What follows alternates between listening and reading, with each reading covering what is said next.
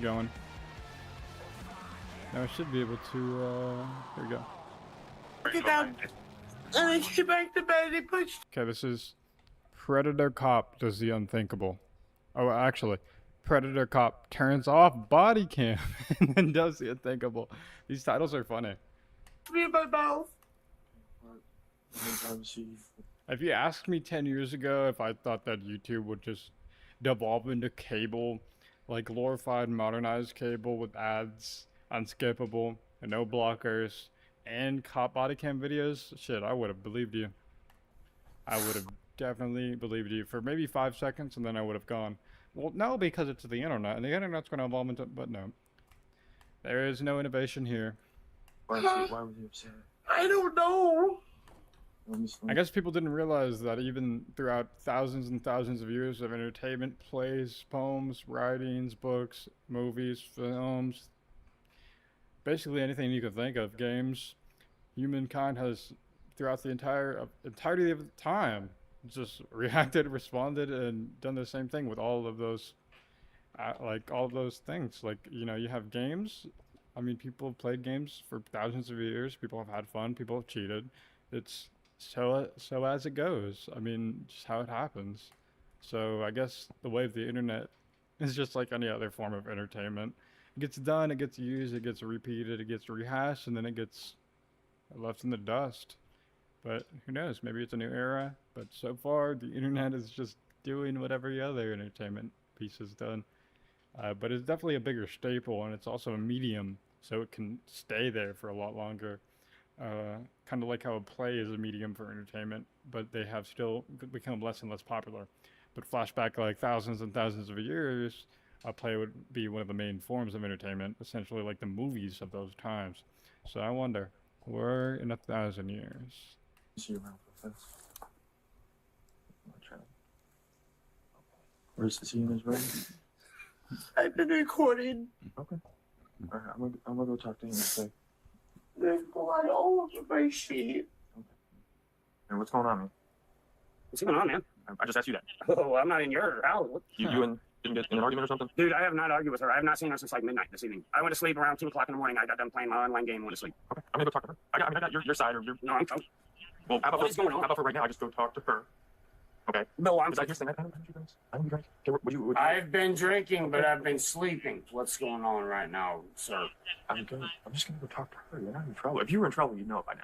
Yeah, Okay. you know what? Okay, No, so I know you too. I don't. Dude, this cop, he seems super fucking chill. That's the issue. That's like the big issue, because you would not think this dude is like this at a glance, or just hearing him. You would think he's like one of the cops that they put in the other videos. Like, you'd think he'd be the cop in the, where is it at? When good cops stand up to corrupt cops videos. They have one for everything, holy. I can't wait for 50 years in the future when it comes back to us that it turns out all this was actually AI, and Axon Body was just a cover-up brand for like some AI generative content. I'm by myself right now. Okay, So for the time being, just stay where you're at, okay? I'd appreciate it. He's saying he was sleeping. He's lying. Okay. Well, what? Look at my face. I'm not doubting you. I see it. Okay. When backup arrived, officer staff returned to the bedroom and instructed the male to put on clothes and shoes. What am I being charged with? Did I even say we're being charged with anything? Oh, well then I'm sitting my... Well, no, I mean, you need to get some shoes Figure on. out my charges. Get some shoes on, man. Okay, I'll explain everything. There's no reason I should have shoes on. I should be going to sleep. Okay. I'll say this to you again. You're either gonna put some shoes on, or this isn't gonna be the way you want to end the night. I'll promise you that. Okay. Similar to the previous incident, officer staff He's very coordinated as a drunk guy. He's a very coordinated drunk guy. That is a very, very coordinated drunk guy. Wow. placed the suspect under arrest The and way he logged in that quick was crazy. removed him from the home. Wow, this is crazy, guys. I've not done any of this, I know. We hear what you're saying. Okay, I don't want you to think that we're not listening to you. Yeah, no, what you're not listening to me because you go throw me in the cell and I never see either of you guys again and I get charged in court. What is going on? I've been sleeping. And you know what? I've been out here a few times, okay? And you even said every time around here, everything's smooth, okay? I've always treated you with respect. Can I just leave and not ever come back? I mean, maybe if you want to do that after whatever the judge Yeah, has to do, but that's let's go to jail. According to the victim, it was shortly after the man had been taken to jail when officer staff returned to her trailer. He walked inside uninvited and entered her weird. bedroom. Oh, what? With his Weird. Whoa. What? body camera switched off, he put his hand up her shirt and What? Yo, she what for her what? What? squeezed her breast. She pushed him away, and a short time later, he left the home. But the intrusion didn't end there. Soon after, he began texting her, asking for nude photographs. She never reported the incidents, convinced no one would believe her. As the Wait, what? She never reported the he began texting her, asking for nude photographs.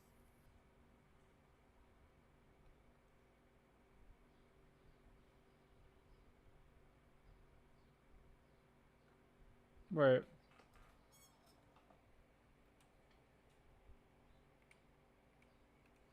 She might have sent staff a nude picture but could not remember. She remembered giving her phone number to a SPD officer during the officers but could not remember which SPD. She did not give staff a phone number and saved staff's phone number and no longer had it. And she did not report staff originally because he was an officer with SPD.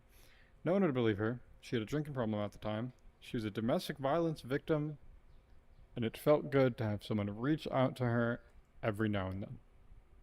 Now that's where shit starts to get shaky and shady to me. I do not like that. She never reported the incidents, convinced no one would believe her.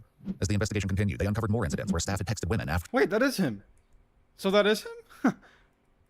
obtaining their phone numbers while on duty and in uniform. How did you meet him? I was in a parking lot. I didn't enter you. Just got done inside and they were closing. Or closed already. Officer, staff, or so on. Walked up to the car and asked an surface. Well, he made a joke. He's like, some drug deal going on.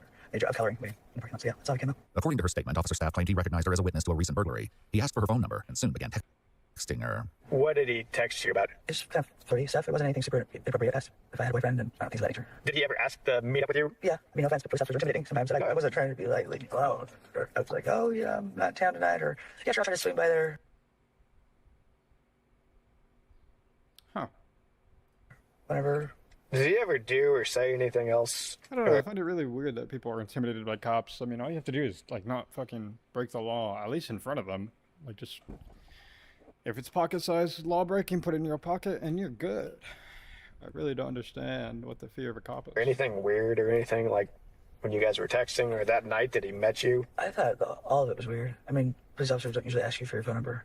Yeah. What did you think about that? I thought it was just, like I said, it was something that I didn't expect to happen. And I wasn't in any kind of position I didn't think to say no. With each new account, the investigation revealed circumstances that grew even more heinous. In April of 2020, Officer Staff responded to a domestic dispute between a male and female.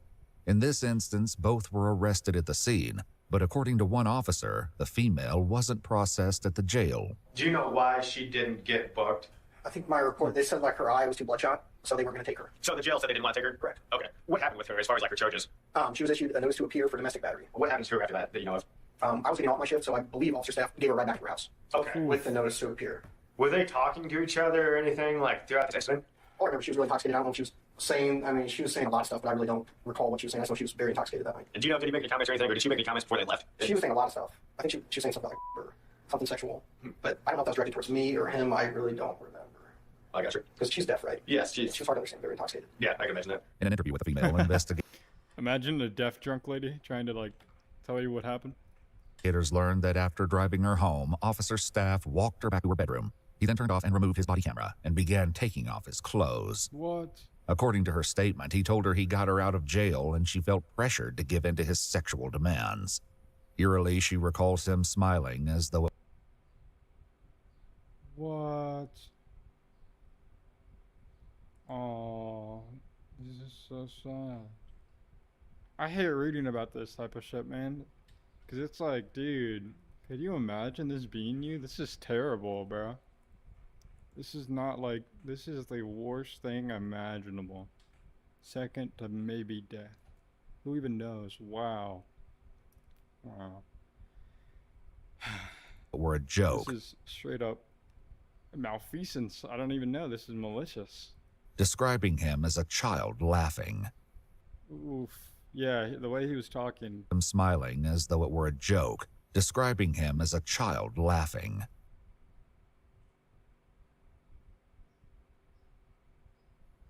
reminded her of someone who couldn't get off doing regular stuff. Yeah, that's kind of, no, that's kind of real. That's true. Some people are like that.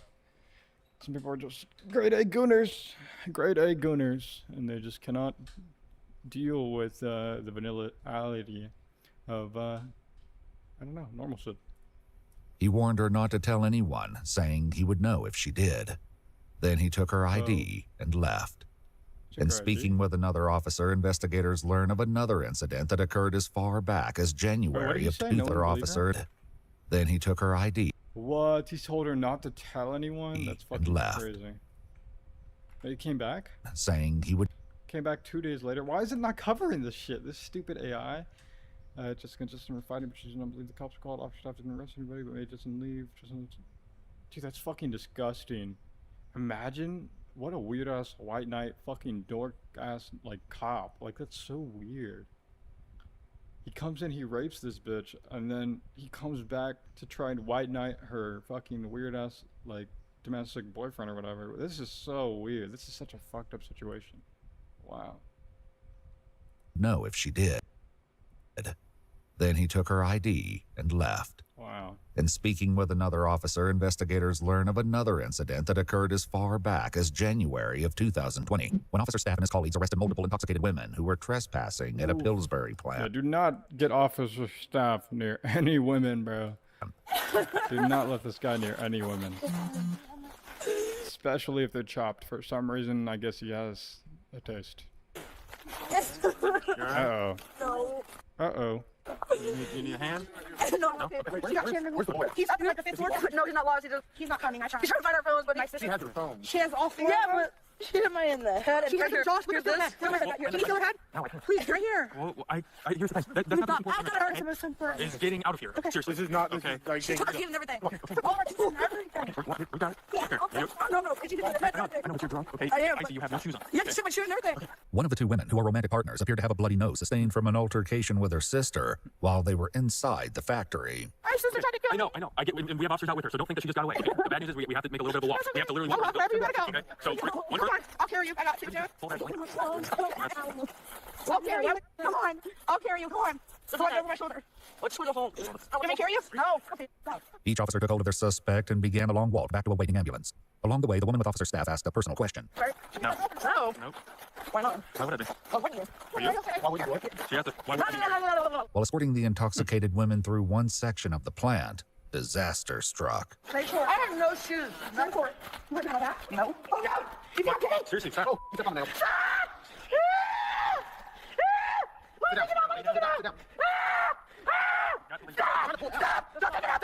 Despite the horrific setback, she managed to keep moving and walked ahead with another officer.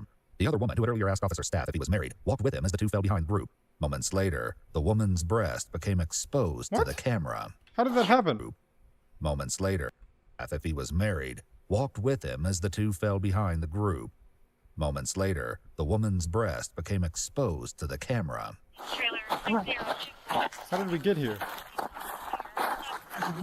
And why is this guy such a According boob to guy? investigative notes, officer This guy's like a D1 boob guy. Relax. staff then extends his right hand in the woman's direction, but what he does is not fully captured. The body camera is then turned off for 6 minutes. So the only thing that shows on these cameras is a little red dot that shows when your camera's recording. Yeah. And I do not recall it being on when we got to the ambulance. In footage from the incident, 2 of the female suspects arrived at the ambulance, while the one who was with officer staff was taken to a police cruiser. After she learned she was about to be arrested, she made an accusation against officer staff, but the other officers didn't seem to believe her. So not only you, okay, every single person. Okay, we're gonna fight right now because you know what? You were just all over me. So stop. Okay. There's gonna be an issue because you were just literally... Here's the deal. There's not going to be an issue. No, I will get a lawyer. Okay, I will get a one. lawyer.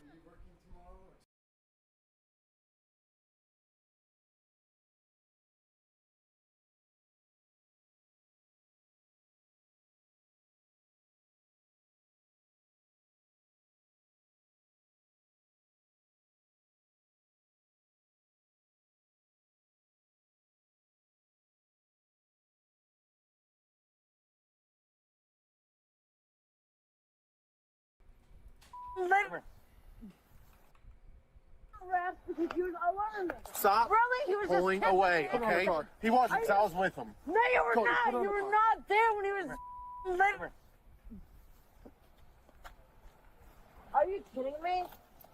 Are you kidding me? I got both. You're good. You're just literally all over me. This is police brutality. Really? Yes, really, you're drunk. You can't You see stole my and everything.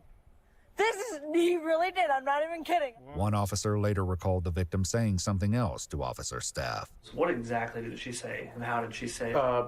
That's why I don't want to misquote, but it was. Did she say genitals? No, something along the lines of if I showed you my I'd go home, not to jail. What? According to her later interview, it was after he shut off his body camera that officer staff put his hand down her pants and inside her underwear. Without knowing actually what happened, what is your opinion? Do you think that this is something that he... Dude, this is so weird. This is like the most like weirdest, like, you wouldn't have fun doing that. Like, it wouldn't feel good. had the ability and capability, and that he's the type of guy like this. Like, does the shoe fit? I would not say it's completely out of character. I didn't like working with him. I don't like the way he is personally. I've never had one of these complaints made against me. And the fact that there's just multiple complaints made against one person, it just seems to bring a little bit of an alarm. Here recently, there's been a couple more things since I've been speaking with these other officers, and that's when we decided, there's a lot of coincidences going on, so that's why we all want to come forward. On February 24th, 2021, the Illinois State Police arrested Officer Taylor Staff at his residence and transported him to the Sangamon County Jail, held on a $250,000 bond. Staff pleaded guilty to 5 charges as part of a plea deal, including aggravated criminal sexual abuse, custodial sexual misconduct, criminal sexual abuse, and 2 counts of official misconduct. He was sentenced to 6.5 years in prison, with credit for 998 days already served, followed by 1 year of supervised release. He's also required to register as a lifetime sex offender. As a result of his felony convictions, Taylor Staff is effectively barred from ever serving in law enforcement again. W. Well, that's one of them.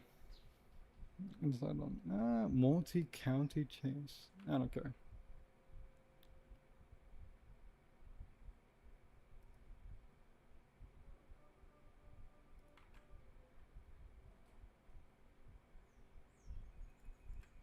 Tyler Robinson. That's crazy. Good evening to you. You're watching live now from Fox. It is Friday, June 26th. My name is Alexandra Goldberg, and now to the latest in the Tyler Robinson case. Charlie Kirk's accused assassin, Tyler Robinson, can still face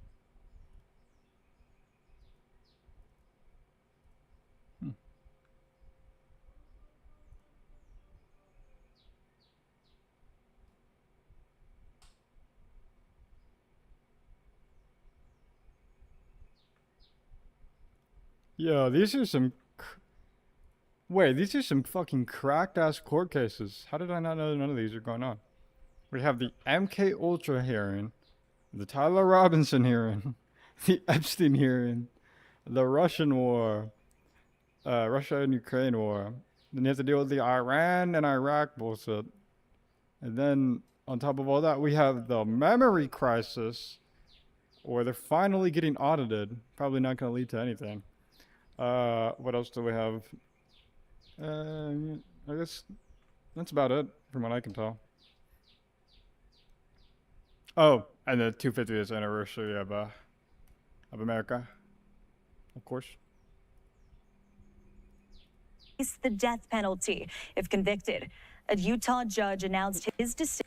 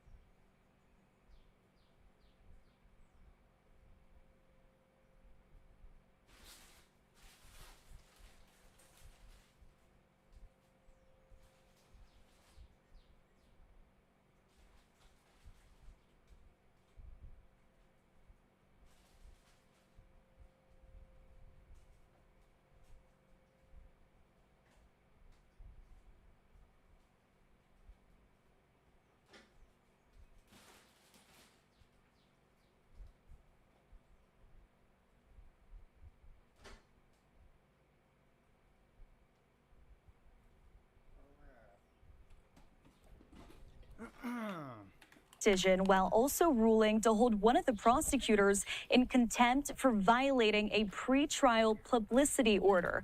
Fox News correspondent Rebecca Cast. Prosecutor. So they're holding the prosecutor in contempt? Isn't the prosecutor? He's the defendant, and they're the prosecutor.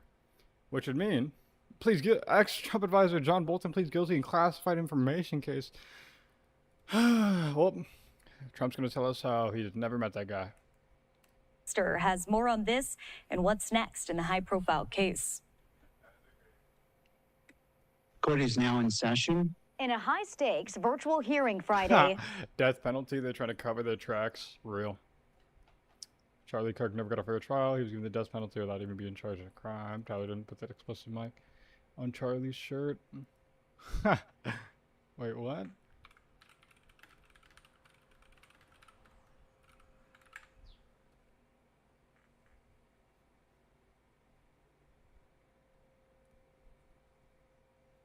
Wait, what?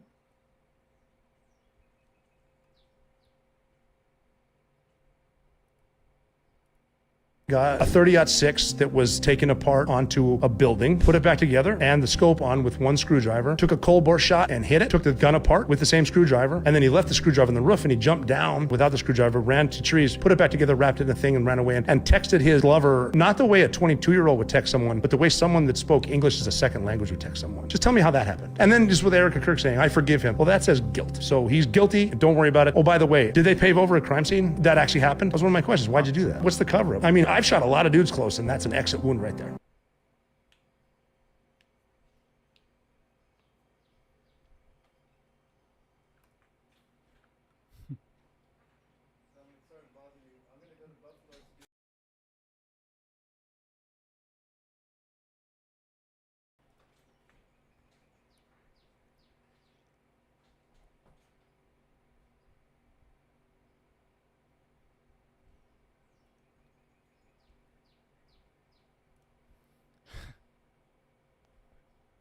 I've never heard of this before. Exploding mic theory. The conspiracy theory that Charlie Kirk may have actually been killed by his Rode microphone. It looks like something that might have been his microphone pack exploded, and that had something to do with it. Well, immediately there was a video out trying to slander me and discredit me. I'm like, uh-oh, so there's something to that. But I think it was one of these.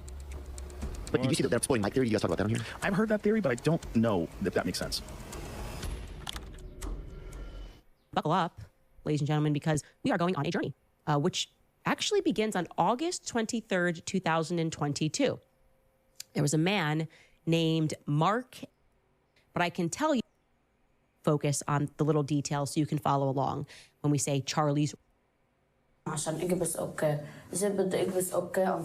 another home in southern Lebanon, Sarah Jafal had no time to respond after picking up a family member's pager. She's undergone 45 surgeries in 9 months with additional procedures. Wait, what? So they had pager bombs? In a little bit. So it begs the question, what could a person do with larger amounts of it?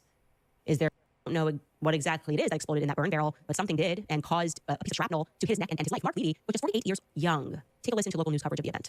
It's being called a freak accident. A healthy, active 48-year-old killed when something inside the burn barrel he was using ignited, causing an explosion, sending shrapnel flying through the air. It's heartbreaking. It's heartbreaking. Chris Leedy is still trying to process the death of his younger brother, Mark. He was burning papers or whatever. This was the story that I got. And something exploded. Something was in there. Something exploded. Wait. Buckle up, ladies and gentlemen, because we are going on a journey, which actually began on August 23rd, 2022. There was a man named Mark A. Leedy, and he died in a rather bizarre accident. The initial story is that he was in his backyard messing around with his burn barrel when something suddenly exploded. And they don't know what exactly it is that exploded in that burn barrel, but something did and caused a piece of shrapnel to hit his neck and end his life. Mark Leedy was just 48 years young. Take a listen to local news coverage of the event. It's being called a freak accident. A healthy, active 48-year-old killed when something inside the burn barrel he was using ignited, causing an explosion, sending shrapnel flying through the air. Brother Mark. He was burning papers or whatever. This was the story that I got. And something exploded in there. Something exploded in. How curious. Okay, his neck hit with a piece of shrapnel from an explosive. You can obviously tell his brother has questions about that narrative. And he wasn't the only one, by the way. Mark Leedy's best friends had questions as well. One of his friends in particular, who he had known since high school, did not fully accept the burn barrel narrative. The first reason was due to what Mark Leedy did for a living. Mark Leedy, not mentioned here in that news clip, was a supervisor for a company called Surefire Wireline LLC. That is in Kittanning, Pennsylvania. Okay. Surefire Wireline works with oil and gas companies, and they specialize in what's known as pump-down perforating for oil and gas wells. Don't worry, I'll explain it to you. You don't need to know much. Essentially, what it means is that they punch holes so that oil and gas can flow through horizontally. Okay, now why am I telling you that? Why do we need to know about that? Because that technique requires the use of a very specific explosive known as PETN. Think back to when you used to watch like Bugs Bunny, the Road Runner, and they always had the TNT explosive. Well, things have been updated since, and now the favorite explosive that is used is PETN, okay? So Mark Leedy's high school friend, one of his best friends, did not believe that he had died because he just burned some random stuff in a barrel, because he knew that Mark had access to very dangerous explosives, and also that Mark knew how to deal with them, right? He was particularly careful with those explosives. He knew how to handle them, rather. And then there's this. Allegedly, Mark A. Leedy had confessed to his longtime high school friend just a week before he died that he had illegally taken some explosives from his job. The ATF was apparently investigating him for this. At least that's what was told to what Courtney Fief, who was a former ATF agent, confided to somebody that he had this confession before he died. By the way, just as an interruption, why would any person want to steal explosives from work, right? To be clear, just a tiny bit, a couple of grams of PETN causes a massive explosion. I'm going to demonstrate that for you guys in a little bit. So it begs the question, what could a person do with larger amounts of it? Is there like a black market for those types of explosives? Otherwise, why risk blowing yourself up, taking it from work, getting in trouble, being investigated by the feds? Was there somebody on the outside that was seeking to buy it in larger quantities on the side? The answer is I don't know. What I do know is what happened on July 13th, 2024, just 30 minutes away from Kittanning, Pennsylvania. And this happened in Butler, Pennsylvania. Trump survived an assassination attempt while on stage at his rally. The sad part is that Mark Leedy's longtime high school friend, who didn't exactly buy the narrative of the barrel, he did not survive. Mark Leedy's friend's name was Corey Comparator. Yes, it was Corey Comparator, who Mark Leedy had confided his secret to, that he had done something that he wasn't supposed to. But again, I'll ask the question, to what end? Did he tell Corey more about what he was doing with those explosives? Sadly, neither man is alive today. As we know, Corey and his family had quite an odd evening the night of the Butler rally in Pennsylvania, because they weren't supposed to be in the front of the audience to see President Trump speak. In fact, Corey had grabbed regular tickets for he and his family. They were amongst the crowd. So they were quite surprised when, while waiting in a large crowd, an unknown woman asked them if they'd like to be escorted to the very front. Who was this woman? Surely, with so many cameras reporting live from the rally, someone must have captured this moment. Who was it that had the authority to make such a move happen? That's a big authority, right? Corey Comparator then is shot in the head. It's worth noting that Mark A. Leedy is also friends with various members of the Crooks family on Facebook. That, of course, could just be a small-town coincidence. We can't really extrapolate anything from that. I'm just mentioning it as a fact because it is one. Anyway, let's hit fast forward again. Just 2 months after the Butler shooting, Corey Comparator loses his life, and then a never-before-seen terror attack is executed with precision, which involves PETN explosives.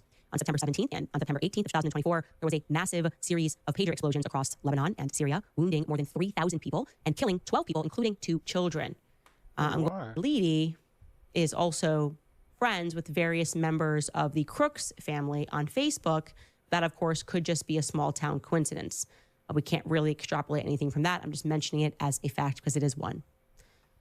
Anyway, let's hit fast forward again. Just 2 months after the Butler shooting, Corey Comparator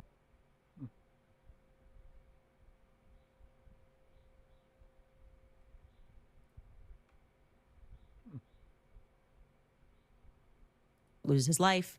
And then a never-before-seen terror attack is executed with precision, which involves PETN explosives.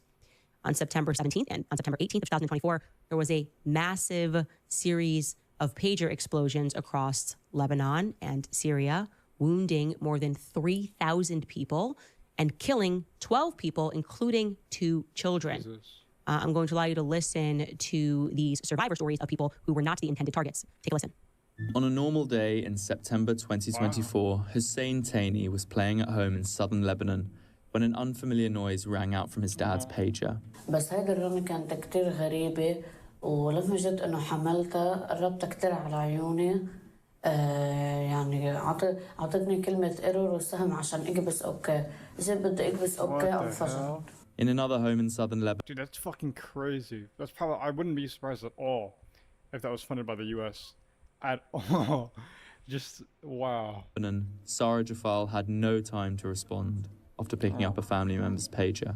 She has undergone 45 surgeries in 9 months, with additional procedures to come, including reconstructive surgery on her face and fingers. She has lost 4 fingers in the attack, 2 of which are now fused together, and is waiting to receive a prosthetic right eye. While Hezbollah has admitted that most of the dead and wounded were its fighters or... Dude, she actually... Oh, hey, what the fuck? She has undergone 45 surgeries in 9 months, grip including reconstructive surgery on her face and fingers. She has lost 4 fingers in the attack, 2 of which are now fused together, and is waiting to receive a prosthetic right eye. While Hezbollah has admitted that most of the dead and wounded were its fighters or staff, the explosions also seriously injured many civilians. Okay, so you should know that the pagers were rigged, as I told you, with PET and explosive. The intended target were Hezbollah operatives. But what I want to draw your attention to is just the trajectory of their injuries, right? So these people, they heard the pager go off, whether it was their dad's pager or their uncle's pager. They went to go grab the pager, they held it in their hands, and to get it to go off, you had to hit the OK button. Hit the OK button, and it subsequently exploded. This is why it took off their fingers. In one case, it took off a person's nose, because it means its trajectory is going from here to here. And in many cases, it took out their eye because they were looking at it. Okay? PETN, exploding, shrapnel, and of course, because of the shrapnel, they have cuts all over their faces. So we know who did this, obviously, because they're proud that they did this. It was Israel. Wow. How did they do it? Well, they... This was Israel? Yeah, my bad. I said it was U.S. funded. It was actually funded by the U.S.'s funder. Interrupted the supply chain of pagers by creating a bunch of fake shell companies and selling the rigged pagers to people who were affiliated with Hezbollah. Admittedly, by the way, kind of genius. The thought of how they infiltrated was, well, pagers are a very dated technology, and there are only so many people who are mass buying pagers, right? Not many people are bulk purchasing them, so to speak. But the exact details...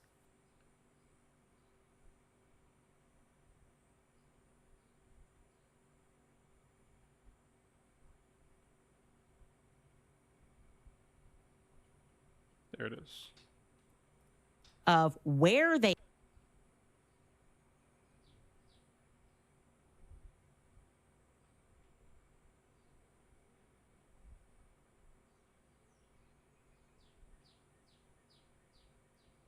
Cool.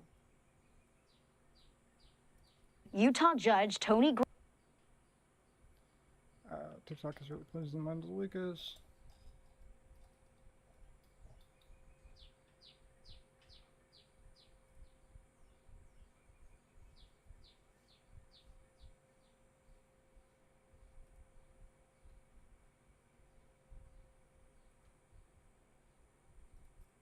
Graf gave one of the attorneys prosecuting Tyler Robinson a slap on the wrist for violating a pretrial gag order.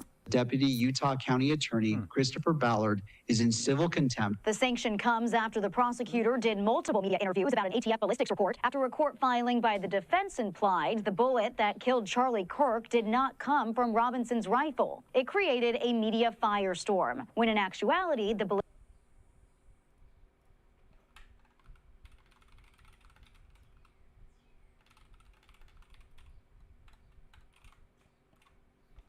ballistics test was inconclusive. Media outlets generated highly sensationalized and factually inaccurate headlines. The Daily Mail declared the bullet did not match the rifle. The judge agreed the prosecutor had the right to correct the record.